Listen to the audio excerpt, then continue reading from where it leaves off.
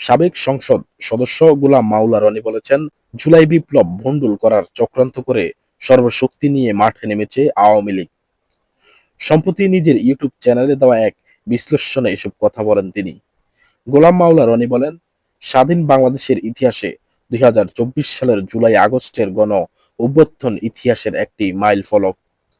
বাংলাদেশের ইতিহাসে কখনো এত বড় বিপ্লব বা গণ অভ্যুত্থান হয়নি।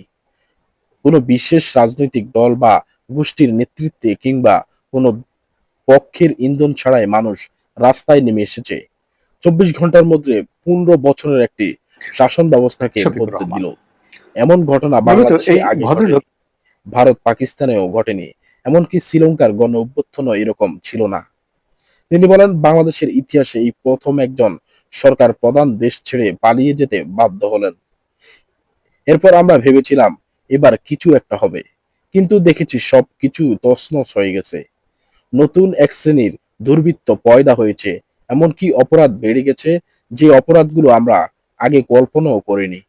তিনি আর বলেন, এর ফলে জুলাই আগস্টের পরাজিত গোষ্ঠী আওয়ামী লীগ পাল্টা আক্রমণ শুরু করেছে। ২০২৫ সালের জানুয়ারি থেকে আওয়ামী লীগ বিভিন্ন কৌশলে ঘুরে দাঁড়িয়েছে। তারা মিছিল করেছে, মিটিং করেছে, আসসালামু নানা আলাইকুম রকম তথ্য রহমতুল্লাহি দিয়ে ওয়া বক্তব্য বারাকাতুহু। দিচ্ছে। তারা বলছে সম্মানিত দর্শক, তারা আবার বাংলাদেশে আসবে। তারা বলেছে তাদের বিশ্বনেত্রী শেখ হাসিনার হাতেই কেবল বাংলাদেশ নিরাপদ।